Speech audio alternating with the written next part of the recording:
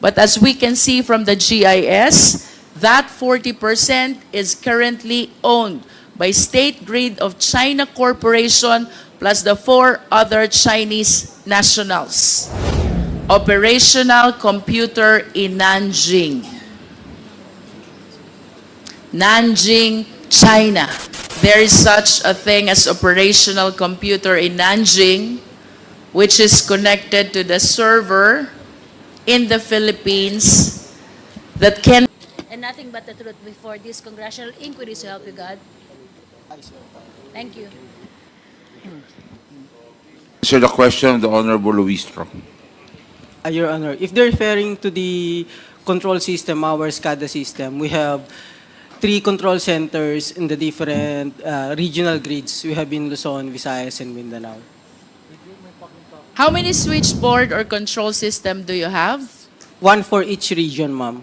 So One for actually, each region. We have 3 control What centers. controls the switch or the control system per region?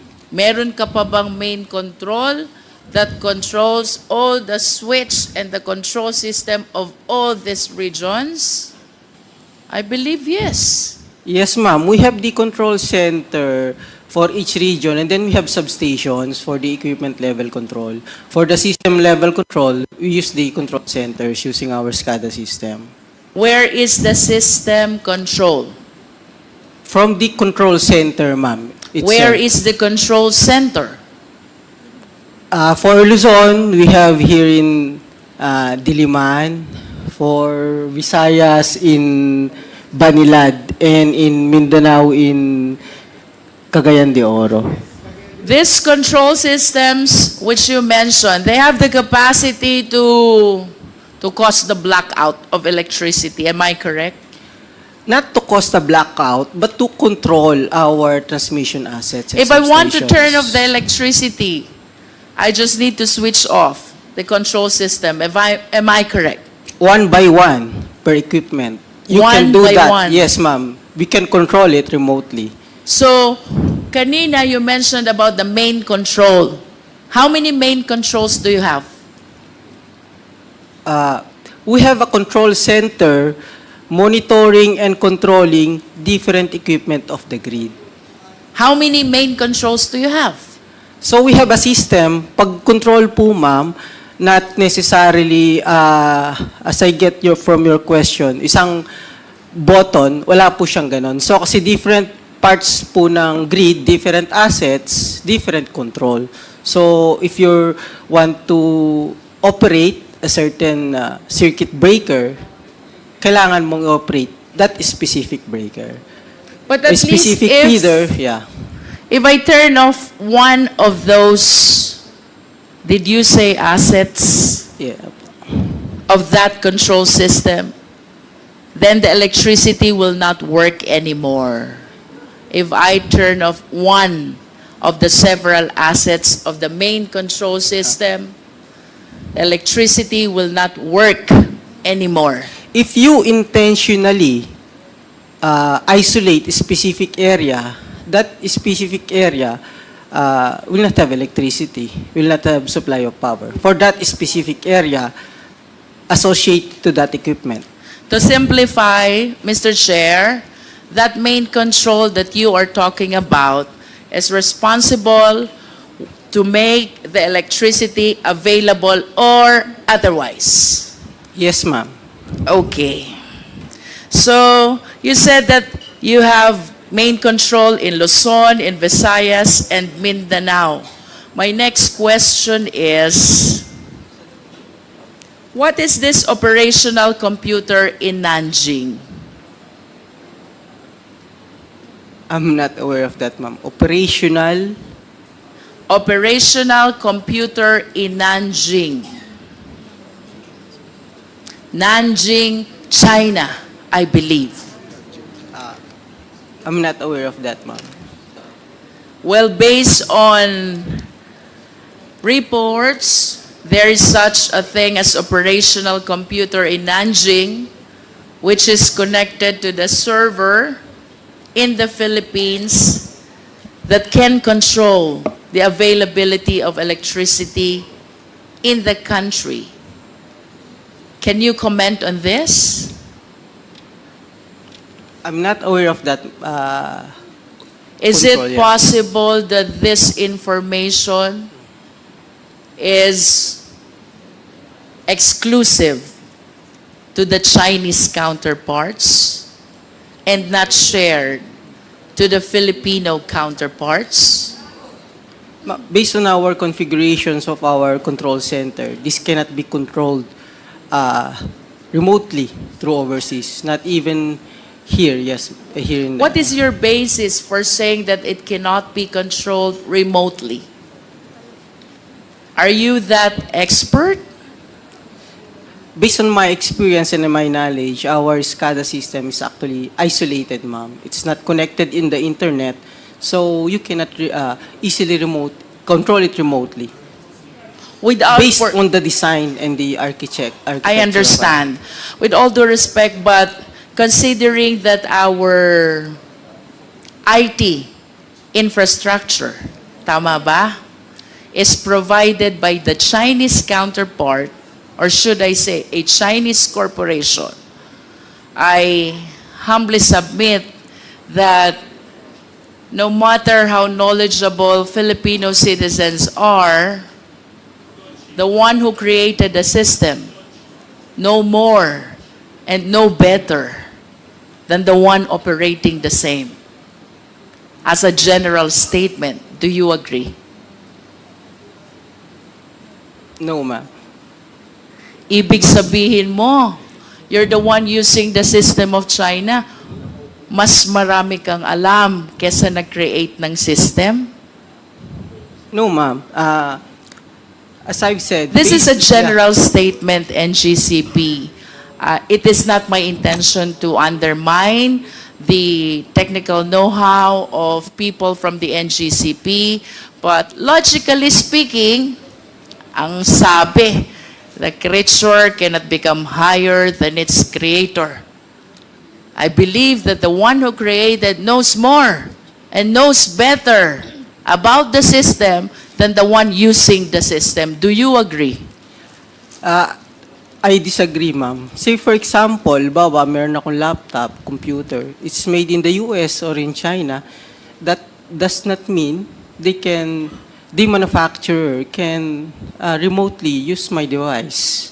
Kung analogy po, ma'am, ang pinag-uusapan.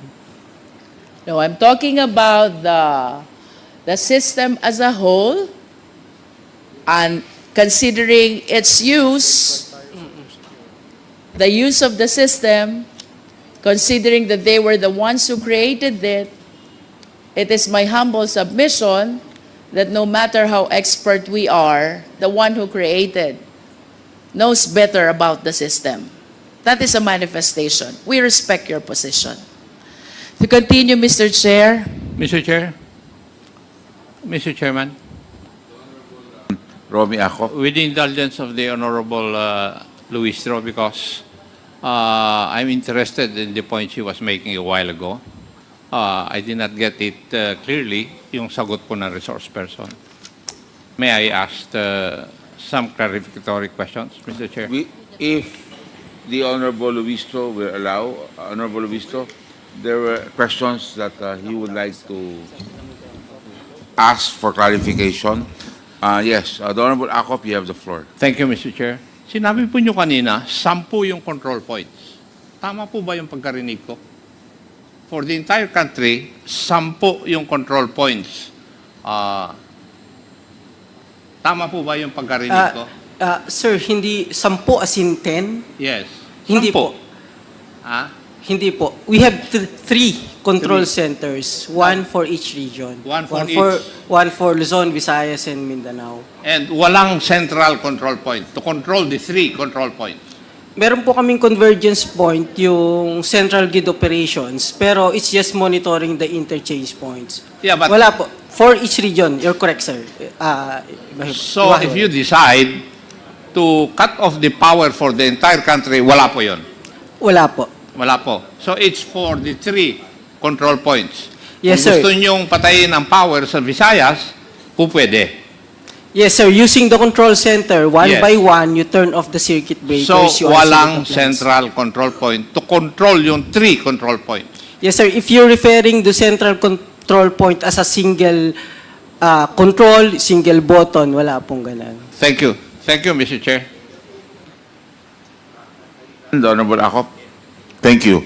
So, the Honorable Jinky Luistro, you still have the floor. Mr. Chair, just a interjection. With the indulgence of Congresswoman Yes, Luistro, yes, agreed. na medyo nakiliti lang ako dun sa tanong ni Congressman Acop. If I may ask, this is a technical question. Kasi kanina ang sagot, walang central control system, no, to turn off, let's say, the whole power system of the country, correct?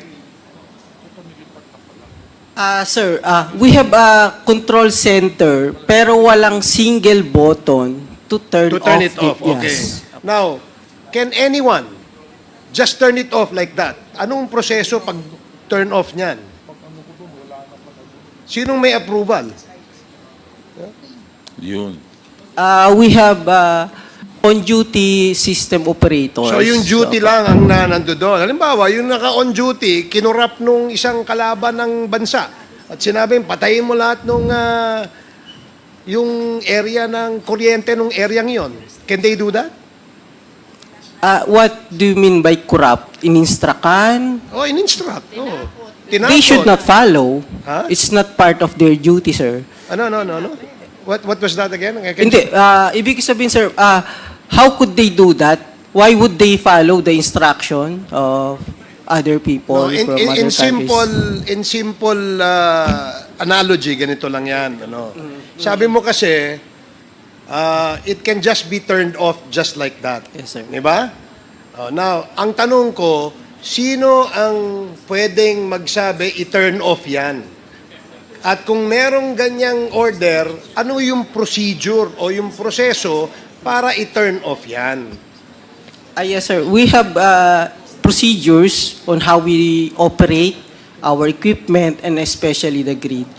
May mga responsibility po yung system operator as outlined dyan sa Hindi. Philippine Grid Code, and then meron kaming mga internal procedures. Okay, ganito na lang. Para doon sa mga nanonood. No? Halimbawa, kaya nga binigyan kita example eh. Sabi mo yung duty, ano yun? Ang sabi mo? What did you say? The Yung duty? system operator on duty, meron po Okay, kaming system dispatcher operator na tinatawag. on duty.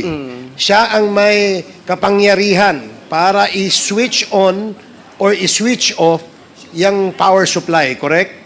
Yes, opo. Okay.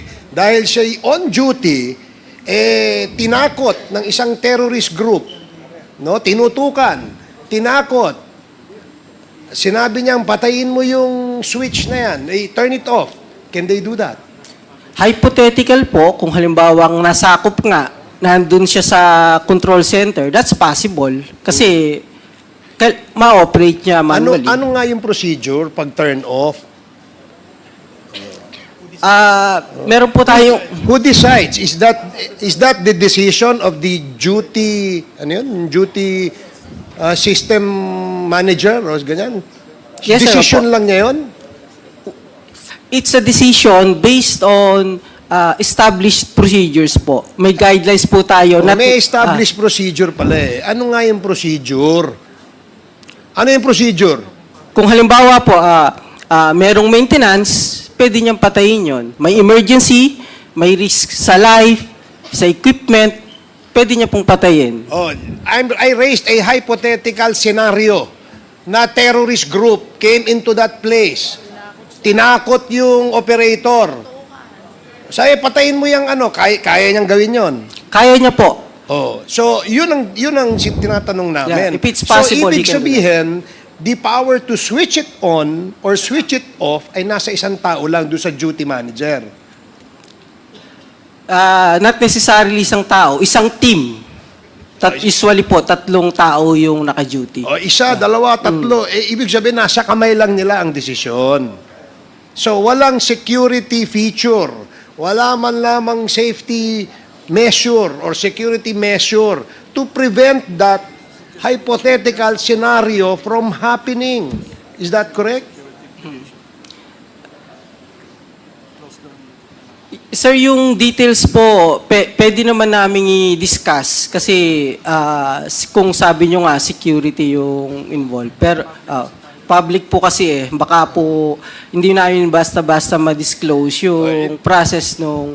Sige, po. let's not go into the details. Yun lang gusto namin malaman. Kung may isang nasa kamay lang ng isa, dalawa, tatlong tao pala, pwede nang i-switch yun eh. Yes, sir. Alam mo, very critical yung issue that we are discussing here because one, bukod dun sa issue that Congressman Dan Fernandez raised and the chair raised, the question that actually needs answers is who controls NGCP?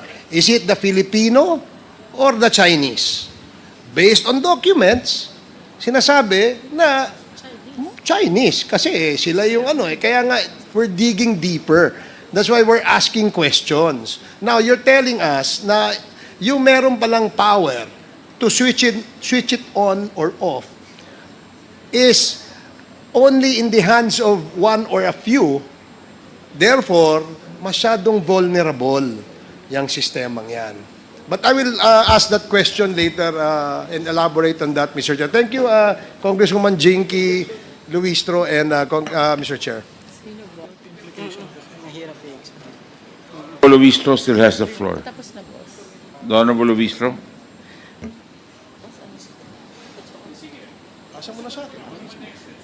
Mr. Chair, I came across this NARI, the one which provides the IT infrastructure of NGCP. Does NGCP confirm this?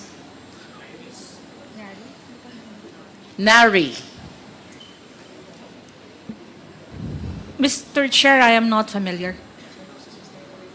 May we place back on board the technical officer of NGCP. Mr. Clark Agustin, please take the chair of Attorney Malyari. Do you confirm that the IT infrastructure of NGCP is now NARI? For the IT, it's not NARI, but we have equipment branded as NARI. Okay. Yeah. Equipment is branded as Some. NARI, Some equipment, Some. not all, yes, ma'am. but you deny that IT infrastructure is NARI. I'm not sure about the specific brand of our IT. And it's not, I think not supplied by only one brand, ma'am.